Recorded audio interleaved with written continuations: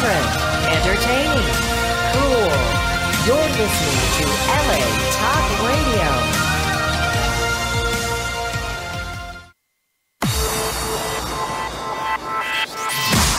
You're listening to Reza Riffs with Keith Reza and Alan Lee, right here on LA Talk Radio. All right, showtime. All right, another Tuesday night here at LA Radio. Oh, Alan, talk again. Another wonderful Tuesday night at LA Radio. Okay. Am I on? Can you hear me? Yeah, you're on now. That's mic 4. Well, thank you. Thank you for including me in the show. Happy Thanksgiving, buddy. Happy Thanksgiving. I know everyone out there had turkey and other things to eat. Yeah, my Thanksgiving was pretty cool. My grandmother came in, and you know my grandma, she's like nuts, you know. Mm-hmm. But she suffers from this thing called Alzheimer's, you know. Yeah. And it's a very serious disease. I think it is. It's a very serious disease. It's not funny to joke about Alzheimer's. Basically, you forget stuff. Yeah. And I was shopping with my grandmother, right, for Thanksgiving dinner. And, we were just walking down the aisles, and I was like, hey, Grandma. And she looks at me, and I just pointed to a dude. I was like, hey, that's your grandson, Timmy. And she goes up to him, and she's like, oh, Timmy, happy Thanksgiving. And Timmy's like, I don't even know who you are, you know? And then she turns to me, and she's like, Keith, he didn't recognize me. I was like, yeah, I think he has Alzheimer's. You said you were not going to make fun of it. I wasn't making fun of it. I'm just saying that's funny. That's funny. And then we saw movies and stuff. I took her to see Creed and The Martian and Frankenstein. All three like that? Yeah. Oh, wow. And I told her all 3 of the movies were named Creed. So when she came home for Thanksgiving dinner, you know, she's explaining The Martian to my mom. She's like, oh my God, it was such a great movie. Matt Damon was in it, and he was on Mars, and he got stuck, and it was, oh my God. And my mom's like, what's it called? And she's like, Creed. Now, see, that's the thing about Thanksgiving. We all do play jokes on each other and get into these huge arguments. Oh no, my grandmother's kind of nuts, you know. Oh. Is it just me, or is it like what?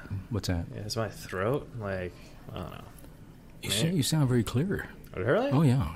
It's the Keith Reza we all know and love. Oh, maybe I think I drank too much NyQuil or something. Oh, I didn't realize you were on NyQuil tonight. I remember one time I had a little NyQuil and you thought that it had something else. It's a rough life, Alan, I'll tell you. We chose this road. We did? I chose stand-up comedy. You wanted to do the podcast. I was just like, whatever. It's still a road. Yeah. A road. Well, what happened last week? Last week was awesome. It was an excellent show. We had a great show. We had Jeff Richards, ladies and gentlemen. Jeff Richards. That was a great show. It was a lot of fun. That was my favorite show. I got a tweet, you know, and they're like, hey, was that really your favorite show? And I was like, yeah. I wouldn't have said it if it wasn't my favorite show. And tonight, I think is going to be a great show because we have Steve Trevino. We're both familiar with Steve Trevino. Yeah. Steve's an excellent comedian. He has 2 stand-up specials, one called Grandpa Joe's Son and the other called Relatable, which is on Netflix. I watched Relatable. It was, I'm not just saying this, but it was one of the funniest specials I've ever seen. It was indeed. And you know what it is? Because, like, it was so... The humor was just so relatable. Like, I don't have a wife and a kid, you know, but it related to me, you know? I'm sorry if you don't mind me asking, in what way? Well, because, like, the wife jokes, you know? Yeah. It related to me because my mom's crazy. Oh, I see. I had a moment to connect that. Yeah. You're and, right. You know... I've dated some crazy ladies. Yeah, you told me in the car a number of times. And so you're texting furiously. And my grandmother's crazy. So I have experience with But crazy. you're not, though. You're not crazy. No. I once went out with Amanda Bynes. That was nuts. She was I never told you that? No, I don't think. Amanda, refresh my memory because I don't recall that. Amanda Bynes. I mean, it wasn't really... Whatever. It wasn't really one of your Real Loves, or of the Many Loves of Keith Reza? That sounds like a show. Keith Reza. All my loves have been 3 lap dances in a row. Oh, that's sad. No, it's not sad. Man, it wasn't really it was a coffee thing. But she was crazy. She was totally like. Well, they were out there because the thing is, like, she was a celebrity, or is a celebrity, or whatever. And some dude took her picture. Yeah. She just went nuts. She's like, "You can't take my picture. Give me your phone." And she took his phone and she threw it on the ground. And I was like, "Oh." But fame is not. She doesn't like her picture taken. I mean, no, the attention. She's crazy. Oh. Like really crazy. So I had to get out of there. You know what I mean? Well, I was like, I'm done. You know. Actually, she said it was done with me. But anyways, the point is I had to run. Yeah. It's not like your Gary Busey story where, you're in a movie with him and he doesn't even, he's like, "Hey, Alan, I was in a movie with you." Yeah, I know. We had a hard time that day. It was like you said, Alzheimer's. He couldn't remember. Alzheimer's. It's a funny word, Alzheimer's. But I did get good news. I might get on that Dana Carvey show with my impressions. No! I just helped. We did a shoot. Me. We did a shoot out there in the here in the hills. Yeah, you just helped me do. The lighting was a little off, but we didn't have enough time to set the lights. Well, it's kind of hard because I don't have a professional camera. That's true. So I like to film stuff on my cellular phone. Well, the light was what we call natural light because we were over there at McDonald's. Yeah. And McDonald's has the best coffee. Have you ever noticed that? It's like Starbucks says they have the best coffee, but McDonald's is actually better and it's cheaper. I think it's not as pricey. I enjoy it. I've never had any problems with it. There's a lot of homeless people at McDonald's. Maybe that's why it's good. Well, it could be, but again, I'm not the one to judge the homeless for their taste in coffee. You and I don't care.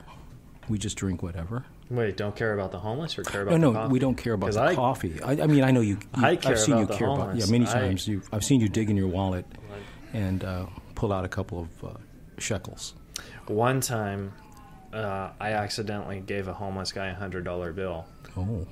It was the worst day of my life. That was kind of generous. Because very generous. I think it was around Christmas time or something. I don't know why I was so generous that day.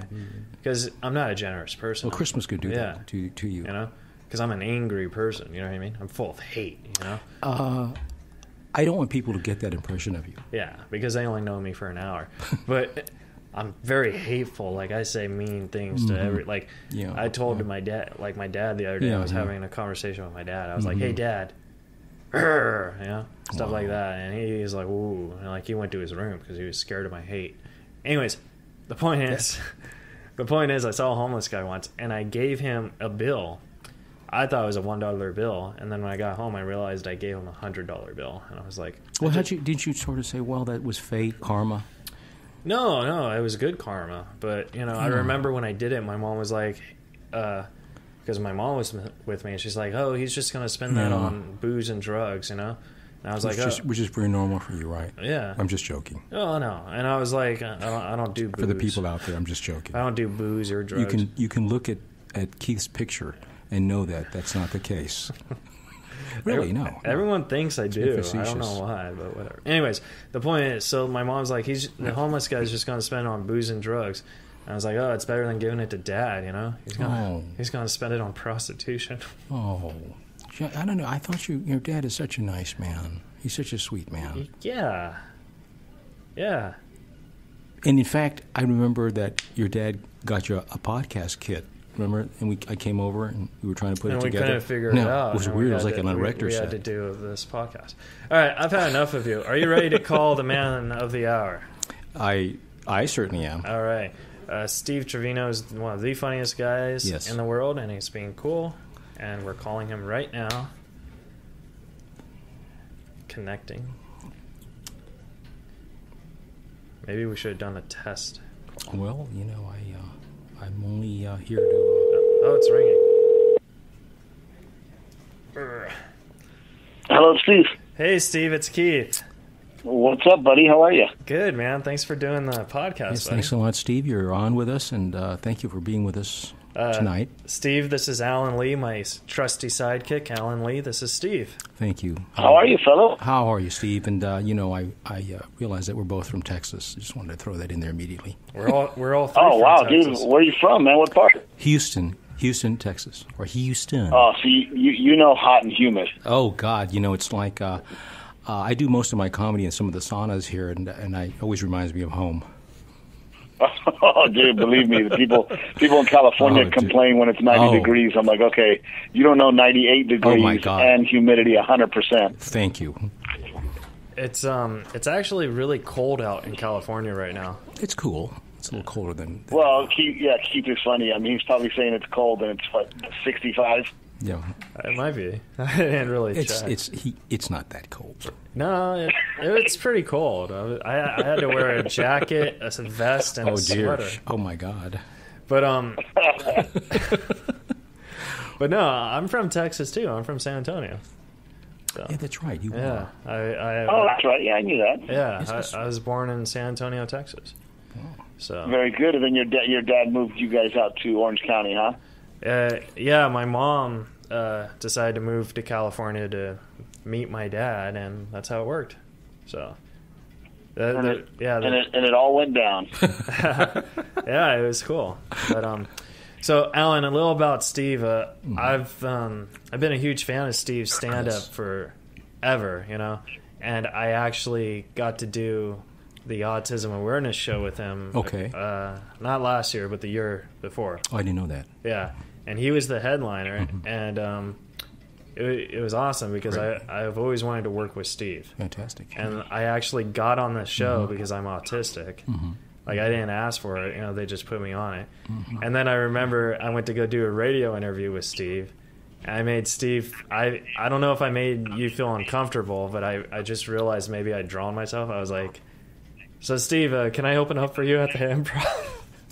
That's a good No, question. but you know what, I'll be honest with you, man. A lot of comics don't ask, and it's one of those deals where it's like, you got to ask. I mean, Thank you.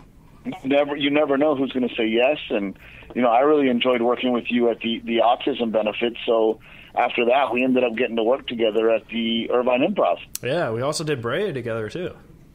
Yeah, no, it was great, and it's one of those deals where it's like, if you didn't ask, I probably wouldn't have asked you, and not because I don't think you're funny, but it's because, we all move about our lives, and that's how I got on the road. I asked a lot. Yeah. You know what I mean?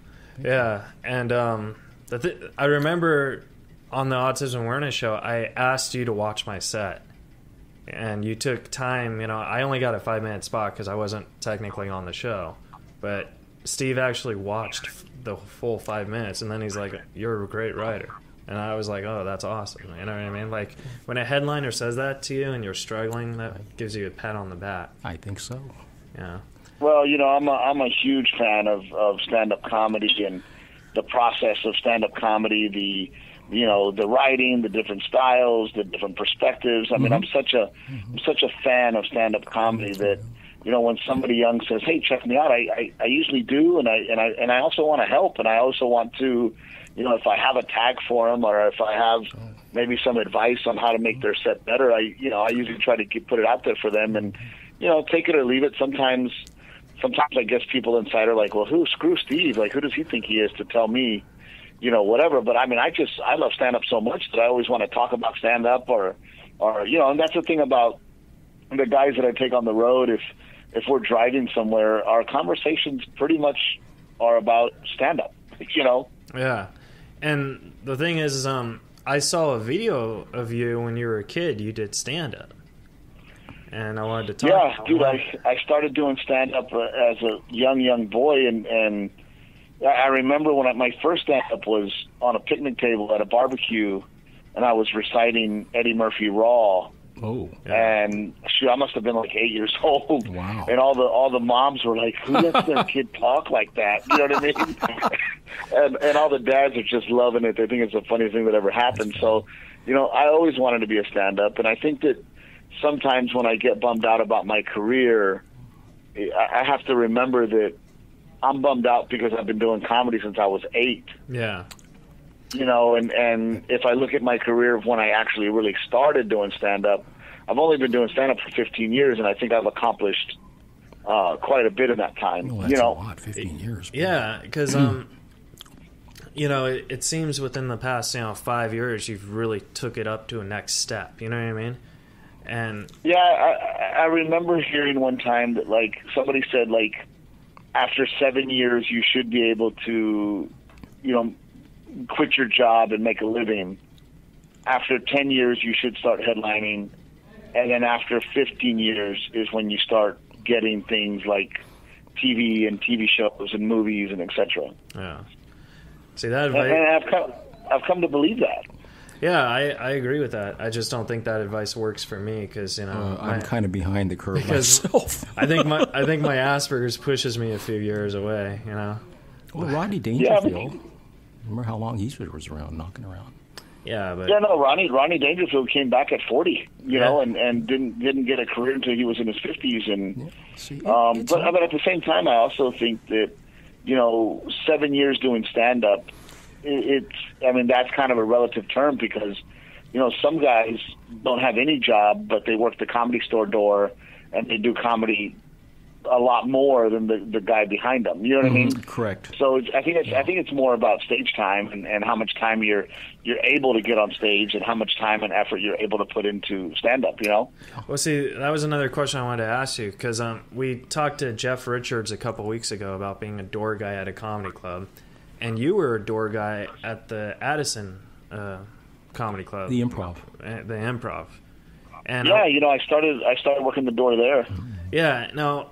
And honest opinion, because when you started doing that, you know, the stand-up game was different, you know. But now for a young comedian, do you think that's a good advice to get a job as a door guy at a comedy club? Yes and no. I mean, you know, yes, it's definitely a different game, but you know, the idea of being a door guy is it allows you to be at the comedy club all the time. Yeah, and you see greats. You know, and yeah, and you see great comics, and you get to, and it's one of those deals when you work there, you know, the headliners and the guys that are coming through, they'll talk to you because you work there, and they kind of have to. And when you're a door guy at the Comedy Store, you know, you're parking their cars, so you're talking to them directly, or you're standing in the back and you're wearing that Comedy Store shirt, and that just gives them more reason to talk to you. And if they don't talk to you, you know, just being around it and kind of being a fly on the wall while other older guys are talking. I mean, I just think it's a huge benefit to work the door. You know, when I worked the door in Addison, it was such an advantage for me because not only would I work the door, I would pick them up at the airport. I would also wake up early in the morning on Thursday and Friday to take them to do press. I didn't realize that. Yeah, wow. That's cool. I didn't realize the door people. I didn't think you went that far. Yeah. Do all door people pick up people? Not necessarily. I would say some, not all, but I made sure that I did. You know, I would tell the manager, like, I'll do it. I'll be there. That's a great idea. You know, because whenever I get off the plane, I do Uber. Uber didn't exist then. Yeah. Oh, that's true. That's true. But you know, I also knew that these headliners were in town with no car, and I'd be like, "Hey, man, here's my number. Whatever you guys want to do, if you want to go, you know, downtown to see where JFK got shot, or if you want me to take you to a grocery store, to a restaurant, I'll be happy to do it." And 9 times out of 10, they'd call me and go, "Hey, take me here, take me there." And you know, I met Dave Attell that way. I met Brian Regan that way. I met Mitch Hedberg that way. So I was able to become friends with these guys only because I worked there. Oh, that's awesome. You know, we didn't mean to. You know, you made us really crack up just now. Yeah, Steve, JFK got shot. You said we both just cracked up here. That's like a scary place to. No, I mean no, but it's part of people do want to see that. But yeah, it's funny how he said that. I laughed. We burst out laughing. Yeah, Steve. I've been there, but I mean, I remember when I went there, I was like 5 or 6. I remember because the thing is, did your dad take you there? My biological dad did, yeah. Oh. But the thing is with Asperger's, like I was so fascinated with presidents, and JFK was my favorite president, and he took me to the place where he got killed, and then I was just like, oh. little trauma there, huh? Yeah. I was like, way to ruin my hero. Well, but I'll tell you an interesting story. I don't know if you know who Tom Wilson is. Yeah. He's Biff from Back to the Future. Yeah. Okay. I love it. And he's such a great guy and a really funny performer. I mean, he's just an amazing performer, super talented. And the same thing, I asked him, I said, hey man, I go, can I, I'll give you a ride. I know where you need to go. Just call me. And he goes, no, I'll take the bus. And I was like, what? And he was like, yeah. He's like, I like to take the bus all over towns. Any city I go to, I just take the bus. So, the Dealey Plaza is probably, a good 30 miles away from the comedy club. And I see him that evening. He was like, dude, should have called you. Took forever on the bus. Long ride to the plaza.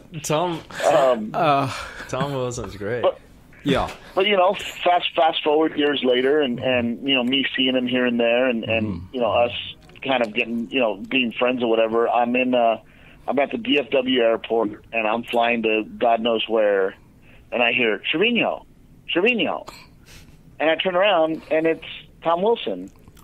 And it was one of those surreal moments where I was like, never in a million years that I would think that Biff would call my name so I could talk to him. Yeah, that's cool. And it was cool. It was just one of those really cool moments, Mm-hmm. Well, especially because he's always been big at stand-up, but that was when he was probably really, really popular. He's still popular, but that was when a lot of people knew of him. Does that make sense? I don't want to insult Tom on my show. I'm not trying to. Well, no, I mean, he's one of those guys that everywhere he goes, people are like, Biff. Yeah. Biff. Because it was recognize such him. a famous movie, you know what I mean? That's like a classic. Well, yeah, because when I do shows with Norm, only Saturday Night Live people know who he is. Everyone else knows him as a stand-up. Oh. That's what I'm trying to say. And I personally know Tom as a stand-up. Yeah. Well, Steve is saying that thing about Tom Wilson and Biff. They say Biff, and not with Norm. They don't say Saturday Night Live, Norm. Yeah, that's what I'm trying to say. Well, and it's it's interesting because Larry the Cable Guy, his real name is Dan Whitney, and he was doing stand-up as Dan Whitney for years, and then one of his stand-up buddies gets a radio show, and Dan Whitney would call in and redneck it up, and one day somebody calls in and they go, who is that guy? And the radio DJ on a whim goes, oh, that's our buddy Larry. He's the cable guy here. Oh, God, that's great. Wow, talk about... That's a good way to come up with a good name. And it worked for him, too. So every time they would call, they'd be like, hey, we're checking in with Larry, our cable guy. So then what happened was the radio show got really popular, and he would go out to perform as Dan Whitney, and people would boo him because they wanted to see Larry the Cable Guy. So finally, Dan Whitney was like, well, screw it. I'll just be Larry the Cable Guy. And that's how he became Larry the Cable Guy. That's a cool story. I like that. Now, Steve, I wanted to ask you something.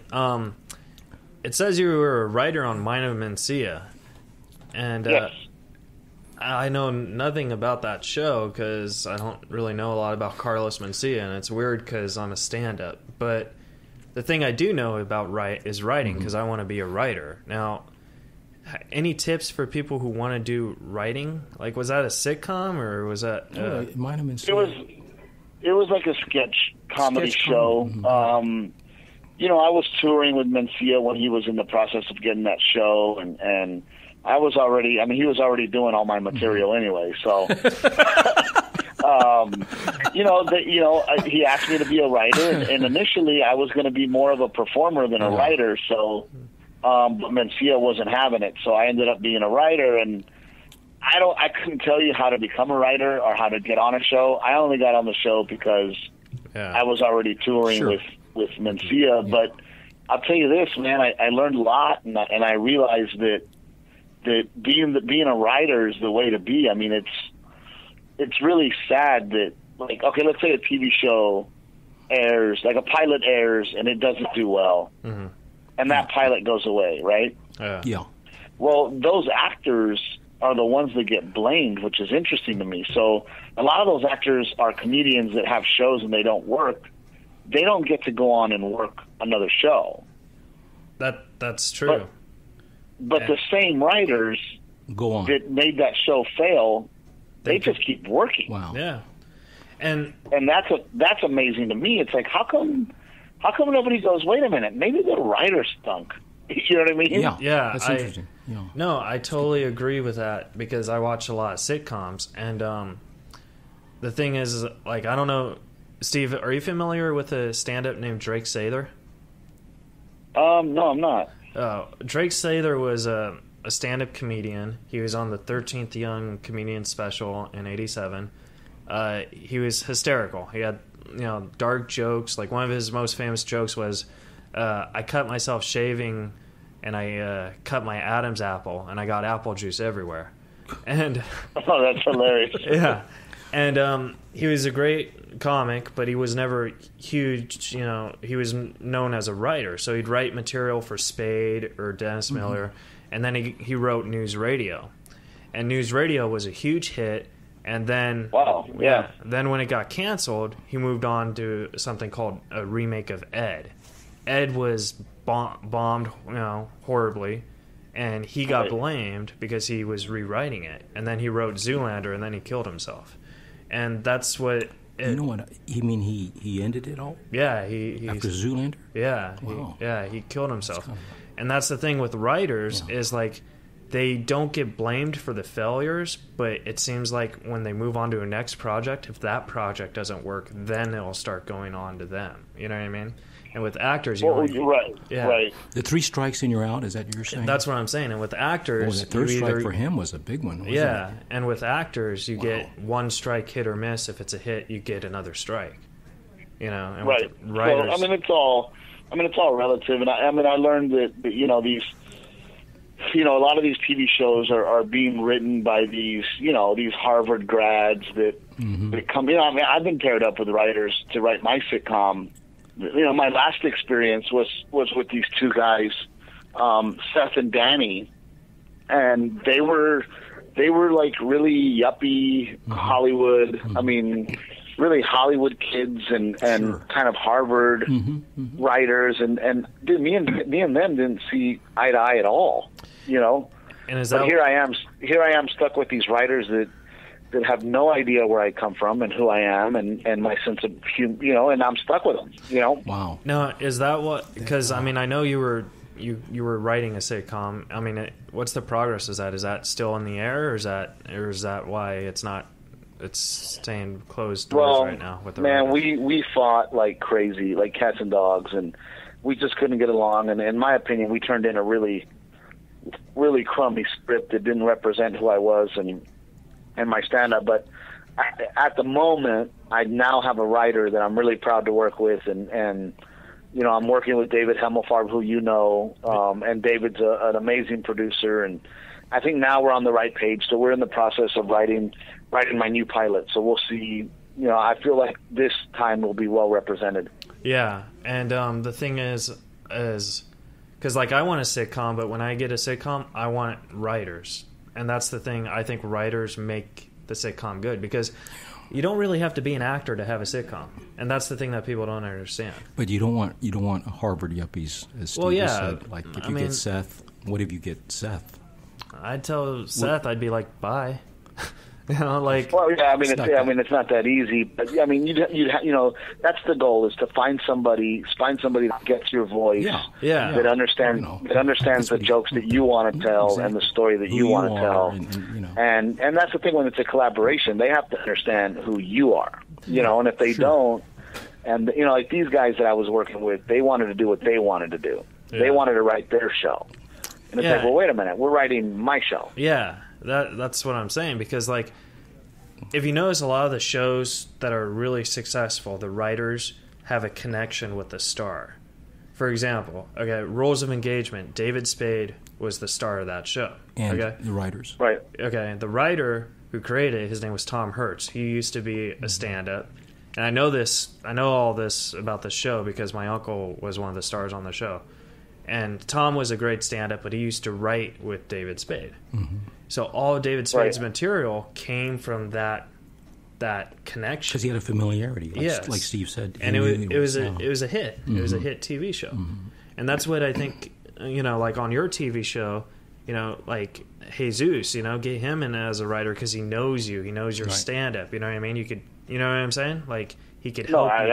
Absolutely. Well, that's the thing, too. The writer that I'm paired up with now used to write on Kids in the Hall and Mad TV and the Tonight Show. So, and he's an ex-stand-up. Yeah. So when me and him work, we work like a couple of stand-ups. Yeah. Sure. And when you're working with these writers who, they're just, don't get me wrong, there's probably writers out there that went to Harvard and are very Hollywood that are amazing writers, of course, right? But it just didn't work for me. You know what I mean? Yeah. But see, Steve, so it is a matter of pairing up with that right person and for me, this guy that I'm working with is an ex stand-up, and he gets the stand-up world. Yeah, you get exactly. That's what I'm saying. And like, I've hung out with you a few times, Steve. I've opened for you a few times, and like whenever I do, I just say, you know what, Steve's going to have his own sitcom. Like I could see that. I could see something going around. You know what I mean? So I know just because your bad experience with the writers didn't work, I know it's a blessing in disguise because you're going to get that hit TV show. Well, I mean, I hope so, and I appreciate that, Keith. But you also have to understand that I'm Mexican American, and I don't fit what they want to hear, and that's one of the obstacles that I'm really having to overcome is to explain to these networks that yes, I'm Mexican American, but my race is not the punchline. Yeah. And these networks, they just want to keep buying these shows that continue to play that Latino stereotype over and over and over. Yeah. And they don't understand that the comedy that I'm doing represents Latinos in a different way. They just can't see it. So that's another obstacle, And it's universal. Your humor is universal. It doesn't have to be tagged like that, and can still come from who you are. Well, you get it. I get it. Keith gets it. But these executives, they look at my scripts and they look at my act and they go, "How do we sell this?" Yeah. The suits. He's not giving us the Mexican. Yeah.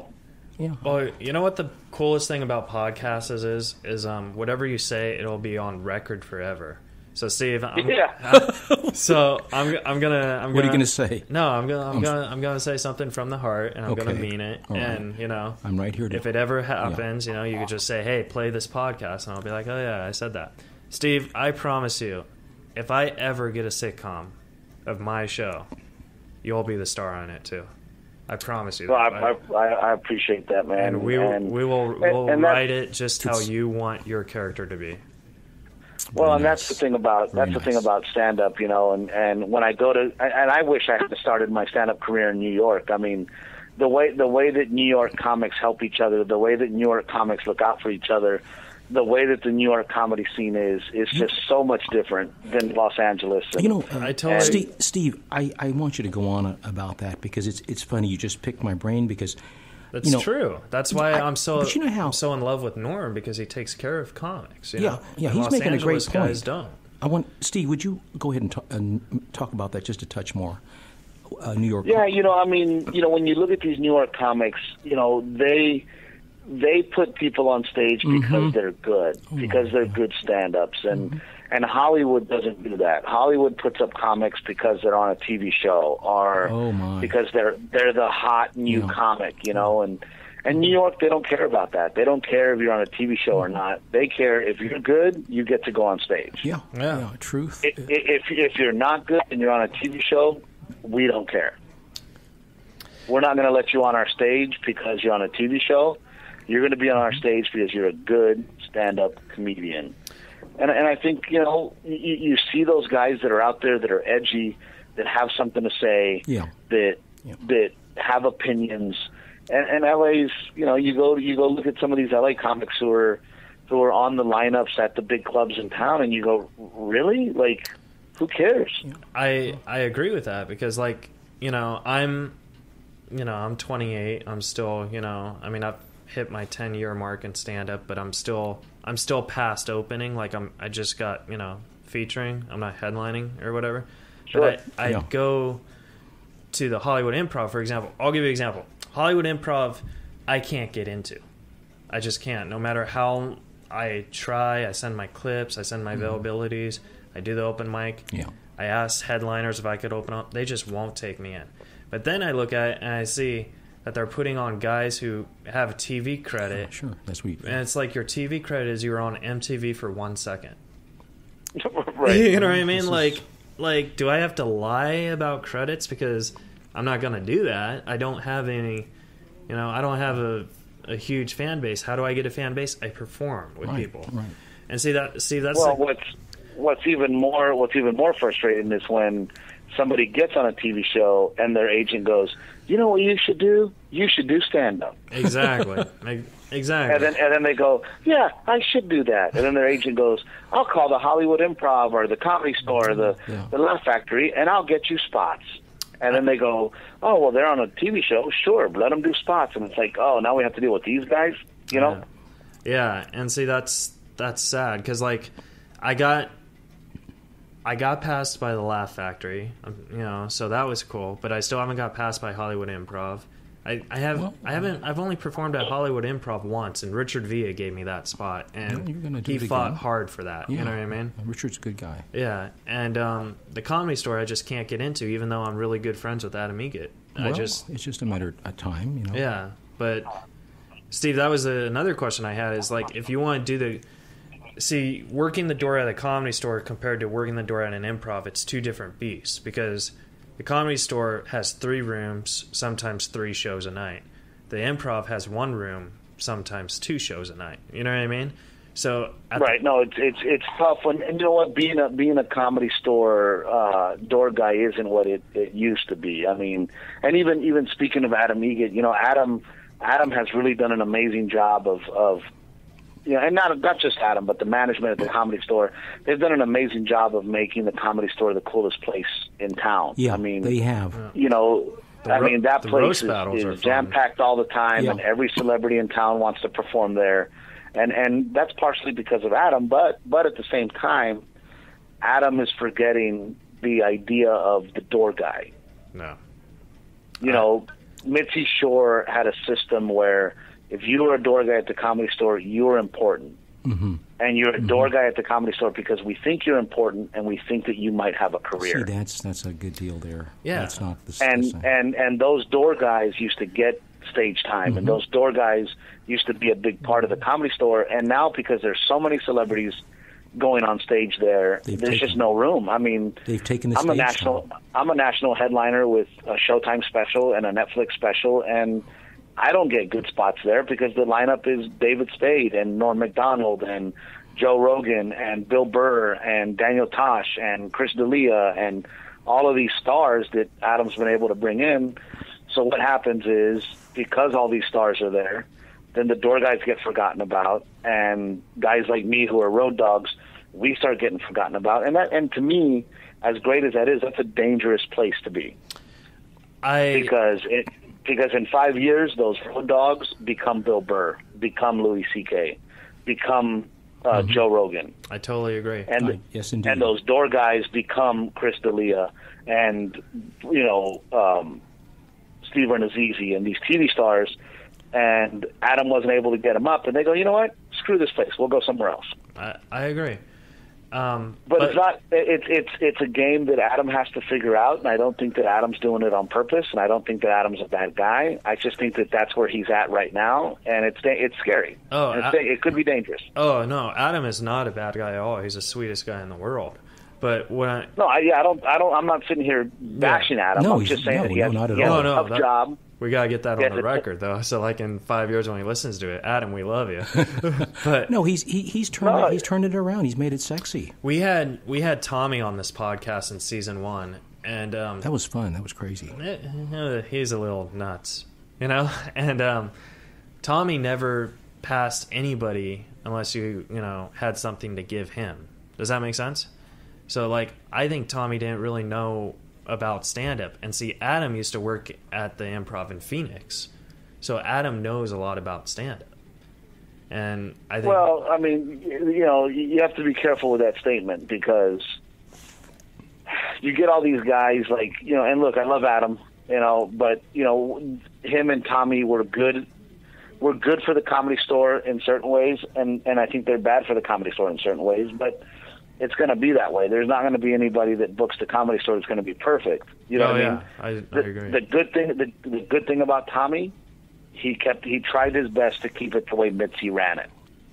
Okay. Yeah, that's what he told us. If you weren't passed at the Comedy Store, you don't get to go up. And you don't get to call in your avels. For example, for years, Dane Cook wasn't passed there, so Tommy wouldn't let him up. Wow. I didn't know that.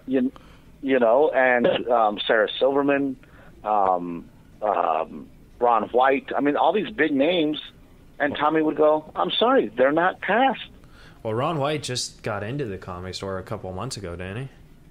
Well, see, and that's the thing that Adam's bringing back is Adam's kind of like, look, you should have been passed. You're a huge name. We'll take you. Yeah, but Jay Moore can't, or John Lovitz can't even get in. So like I said, it's a very difficult position to be in. Yeah. And Adam has a huge job, and people don't understand how hard his job is. Yeah.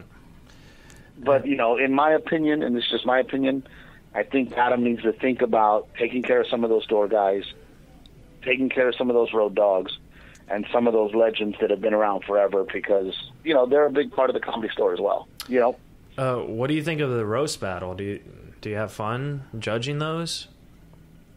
Oh, dude, I think those are fun. Those Yeah. are great. I mean, I think that roast battle is where we all started. I mean, it's very true to our roots. I mean, when we were all growing up and in the parking lot in the schoolyard and everybody was making fun of each other. I mean, that was some of the first places that I performed. I remember, me and my buddies bagging on each other and gathering a little crowd at recess and everybody going, "Oh, Trevino," and I was good at it. That's why I enjoy watching these young guys go at it at the Comedy Battle, and there's a really good energy in there, and it's a lot of fun. I just don't think it'll ever be a TV show. Yeah.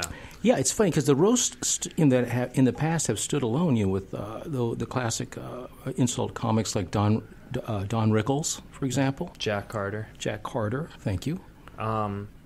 Steve, have you ever done a roast battle against a comic, or do you just judge it? Like, do you ever when you're judging think, oh, that'd be fun just to roast somebody? You're a headliner now. Even if I've never been. I used to be, and now I'm not the type to. How do I explain that? I don't enjoy making fun of somebody. Yeah. Mm-hmm. I get that. If the three of us were in a car and we're doing a gig together in my car, sure, let's have some fun, let's make fun of each other. But in public, making fun of somebody, it just makes me uncomfortable, and it makes me feel uncomfortable. Uncomfortable. And I used to be a bully in high school, and I've grown out of that, and it just brings me back to it's kind of bullyish to me. Yeah. Even though I enjoy it and I love watching people go at it, but me personally, I don't think I'd want to do it. I mean, it just doesn't suit me. Yeah. And not because I'm a headliner, I'm above it or anything. It's just the way it makes me feel. Sure. It's not. I mean, look. Steve is not an insult if there was a tight knit group in the parking lot and we were all sitting there making fun of each other, sure. Yeah. But that really is an insult comic type of style. Steve, Well, I didn't mean Steve it like that. What I meant it was because I've done it 3 times. I'm 2-1. Woohoo! Not meaning to brag, but but you did. But the guy who runs it, he always says, "Hey, who do you want to roast now?" And I don't want to choose. I don't roast because I'm not a roast. I don't like that humor and stuff. People challenge me, and then I said, "Oh." Just to be funny, but I was kind of serious. Yeah. I was like, "Oh, I want to roast Jeff Ross," and they're like, "What? Are you crazy?" I was like, "Why not? You might as well just roast the best, and even if you lose, you could say, hey, I roasted." That's like getting in the ring with Muhammad Ali. So the question was, because I wanted to see if you wanted to roast me in the future, Steve. Oh, but that's No, very clever. And one of the advantages, I don't know if you know Jesus Trejo. I know you do, Keith. yeah. Jesus Trejo. A lot of people don't realize that one of the reasons that he wins a lot, yes, he's witty, yes, he's funny, yes, he's talented, but he's also the underdog. Yeah, and he wins a lot because you root for the underdog. And good point. And when you're a headliner competing against, and I'm using you, Keith, as an example. But if I were to roast with you, they can't wait for you to win. Yeah, that's a very good point. You know what I mean? And so I'm already at a disadvantage. That here I come, an established comedian going after a feature act. Yeah. On top of that has autism. Are you freaking kidding me?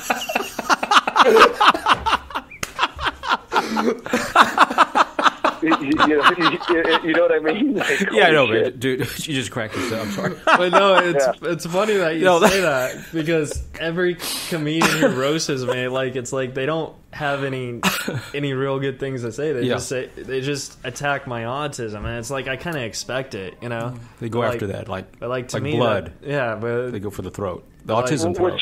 Which, to be honest with you, if we did roast, I would never go after. See, Steve is a nice. See, Steve. Yeah, that's Steve's I nice. appreciate that. Steve's a nice guy. I'm sorry. Well, it's not that I'm nice. I just know people, and I know that people will be really sensitive to the fact that me going after your autism, they'd be like, "Whoa, guy, not cool." You know what I mean? Sure. No matter how funny it was. Yeah, it's a little harsh. Well, you know what's weird is a lot of great stand-ups have autism. Or had autism, like Robin Williams, for example. He never... Robin Williams and Tom Arnold. Tom Arnold. I opened up for Tom Arnold, and this was Dan Aykroyd. Dan Aykroyd? Yeah. Yep. And, I'll tell the Tom Arnold story later. But the thing is, like, they have autism and Asperger's and stuff, and, that's the thing, like, but they're not known for that, Right. And Robin Williams never, really talked about it. Tom Arnold talks about it a little in his act, but Dan Aykroyd, even when he did stand-up, he didn't know he had autism. I never knew. He talks... he found out years later. I heard him on a Stern interview talk about that, and he said, it's never stopped me from doing anything. He goes, but I did find out later on that I did have it.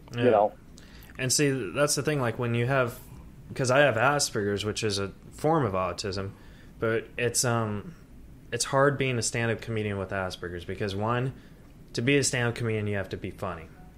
To be funny, you have to hear laughs. I don't hear laughs.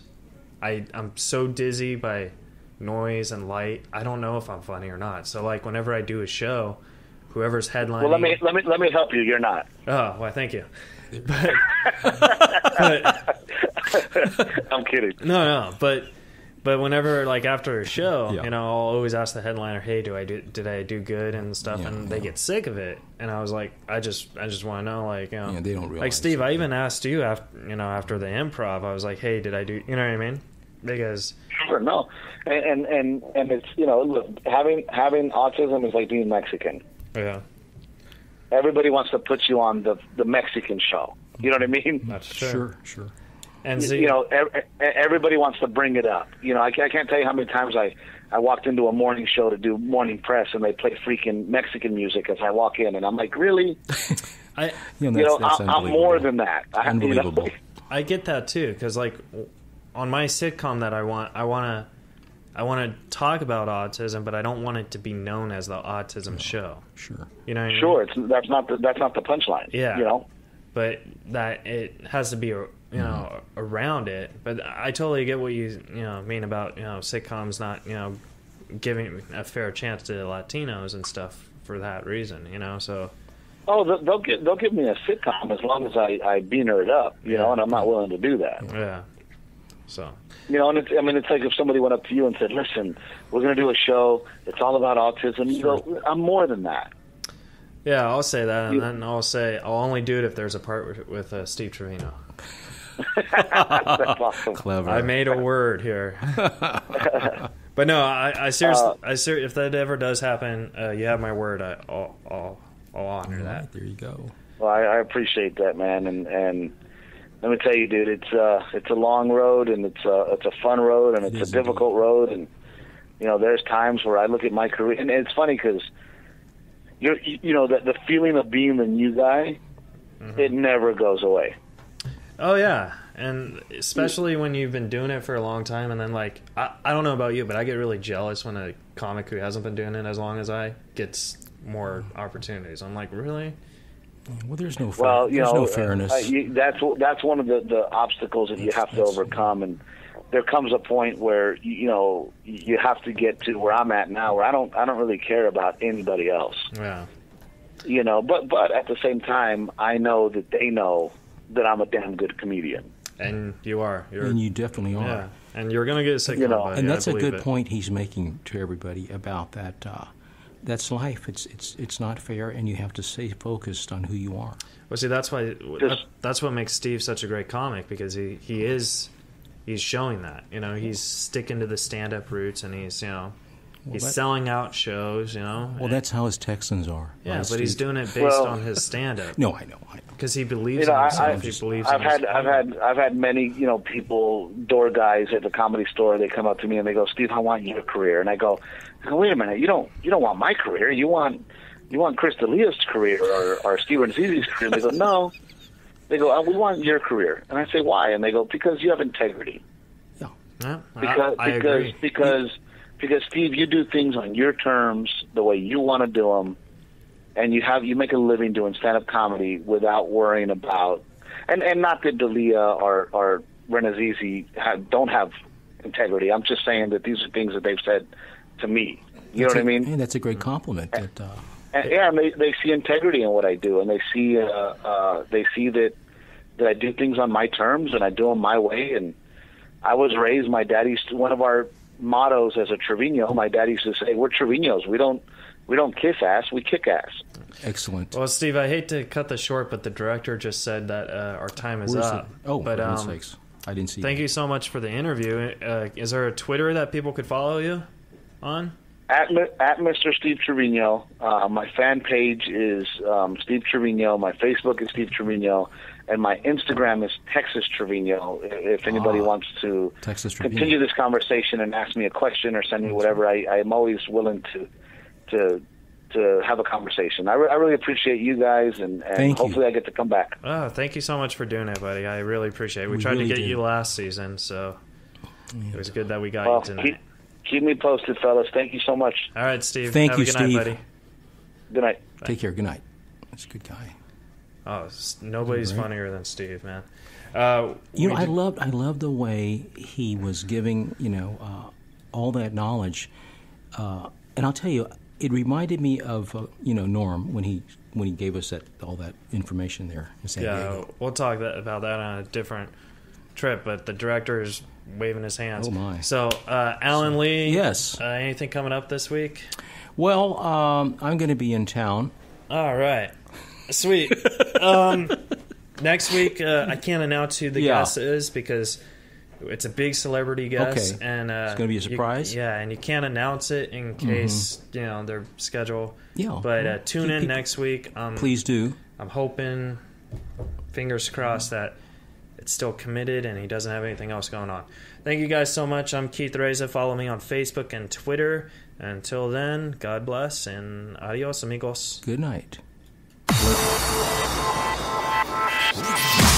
You're listening to Reza Riffs with Keith Reza and Alan Lee right here on LA Talk Radio.